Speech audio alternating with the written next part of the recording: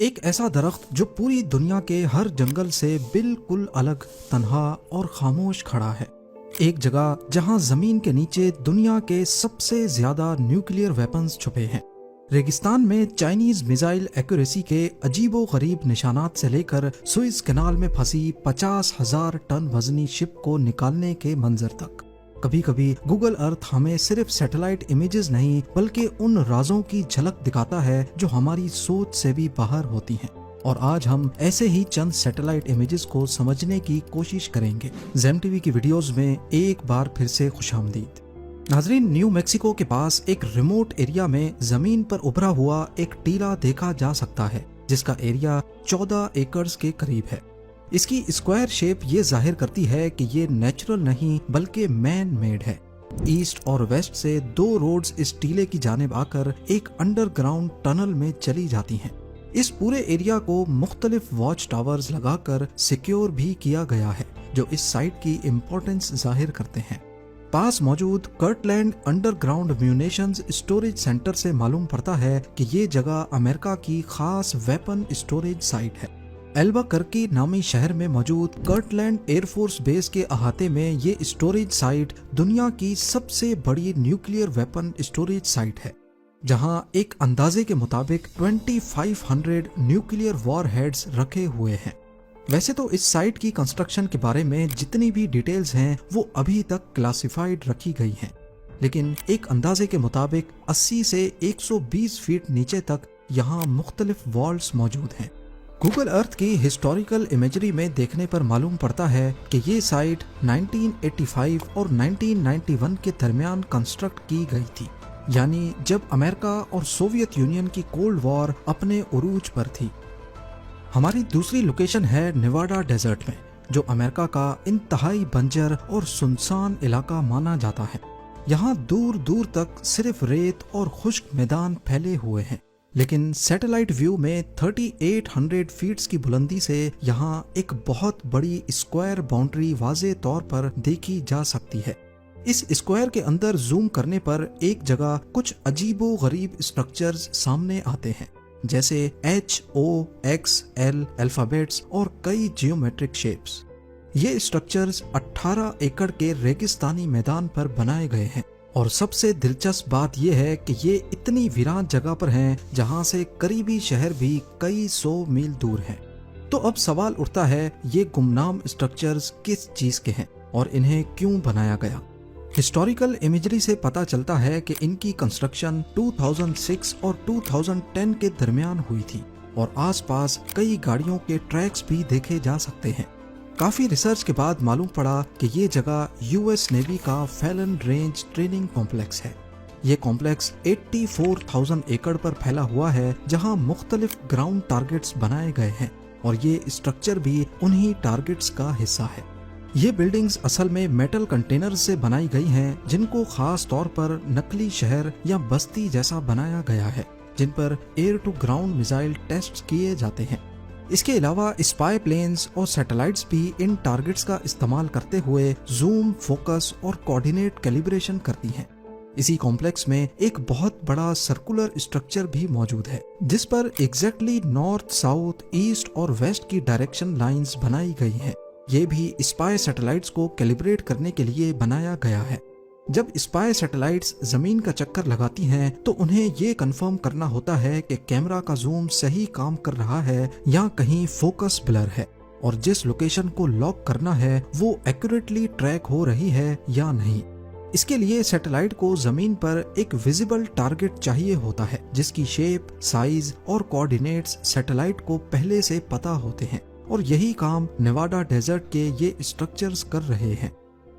اب چلتے ہیں چائنا کے ٹکلا مکان ڈیزرٹ میں، جہاں ریگستان کے بیچوں بیچ 500 ایکڑ کے ایریا پر یہ عجیب و غریب گرڈ پیٹرن بنا ہوا ہے۔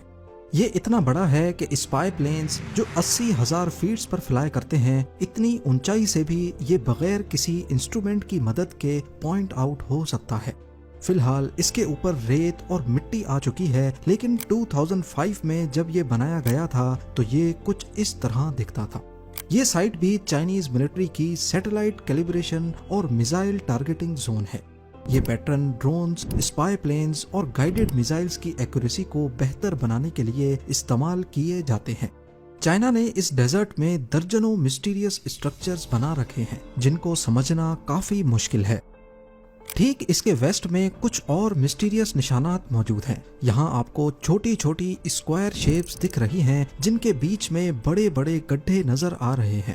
یہ ایک اسکوائر 45 میٹر چوڑا اور ایگزیکٹلی 45 میٹر لمبا ہے، اور ان کے بیچ میں جو سوراخ نظر آ رہے ہیں ان کا ڈایا میٹر 3 سے 5 میٹرز ہے، یعنی قریب ایک گاڑی جتنا بڑا گڈھا۔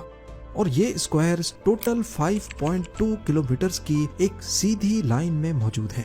اگر اینڈ ٹو اینڈ ایک لائن ڈرا کی جائے تو ان کی ایکوریسی اتنی پرفیکٹ ہے کہ تمام اسکوائرز لائن کے ساتھ ایگزیکٹلی پیرالل ہیں۔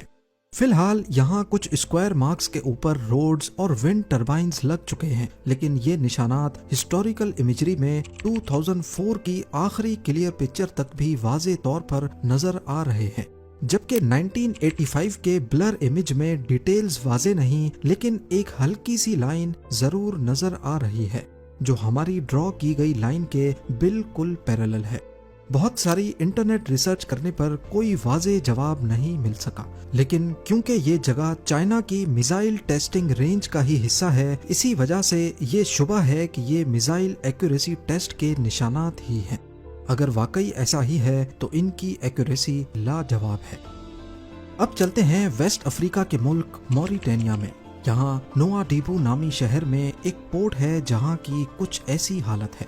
پہلی مرتبہ دیکھنے پر کچھ سمجھ نہیں آتا، لیکن زوم کرنے پر معلوم پڑا کہ یہ ہزاروں فشنگ بوٹس ایک دوسرے سے بندھی ہوئی ہیں۔ یہ خاص بوٹس اس علاقے میں مچھیرے استعمال کرتے ہیں۔ موریٹانیا کی فشنگ انڈسٹری یہاں کی جی ڈی پی کا ایک اہم ترین حصہ ہے۔ یہاں سے مچھلیاں ایکسپورٹ بھی کی جاتی ہیں، پر چھوٹا پورٹ ہونے کے باعث یہاں ان کشتیوں کو اینکر کرنے کی زیادہ جگہ نہیں ہے۔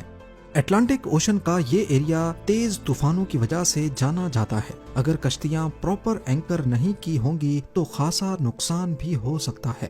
اسی وجہ سے روزانہ مچھیرے اپنی کشتیوں کو ایک دوسرے کے ساتھ باندھ دیتے ہیں۔ اس سے کشتیاں بھی محفوظ رہتی ہیں اور اینکرنگ کے چارجز سب میں ڈیوائیڈ ہو جاتے ہیں۔ کووڈ-19 میں جب پوری دنیا میں لاک ڈاؤنز چل رہے تھے، اس وقت یہاں کی فشنگ انڈسٹری بھی کافی متاثر ہوئی، اور اس وقت یہاں کا پورٹ اس سے کہیں زیادہ کراؤڈڈ تھا۔ اس کا اندازہ اس سیٹلائٹ امیج سے لگایا جا سکتا ہے جو کہ اکتوبر 2020 میں کیپچر کیا گیا تھا۔ اب رخ کرتے ہیں پیسیفک اوشن کا۔ نیوزی لینڈ کے ساؤتھ میں 635 کلومیٹر دور پیسیفک اوشن کی ویرانیوں میں واقع یہ ہے کیمپ بیل آئی لینڈ۔ یہ آئی لینڈ ویسے تو ہرا بھرا ہے، جہاں گراسی فیلڈز اور مختلف جھاڑیاں پائی جاتی ہیں، پر حیرانی کی بات یہ ہے کہ اس پورے آئی لینڈ پر صرف ایک ہی درخت موجود ہے، اور وہ بھی سیٹلائٹ امیج میں کیپچر ہوا ہے۔ سٹکا اسپروس نامی یہ اکیلا درخت بھی شاید یہاں نہیں ہوتا اگر 1901 میں ایک ایکسپیڈیشن کے دوران اسے یہاں نہیں لگایا جاتا۔ گنیز ورلڈ ریکارڈ کے مطابق یہ صرف اس آئی لینڈ کا ہی نہیں بلکہ دنیا کا سب سے تنہا درخت مانا جاتا ہے، کیونکہ یہاں سے 275 کلومیٹر نارتھ ویسٹ میں آکلینڈ نامی آئی لینڈ پر دوسرا درخت پایا جاتا ہے۔ ہماری اگلی لوکیشن ہے ایمیزون رین فارسٹ میں، جو کہ دنیا کا سب سے بڑا جنگل ہے۔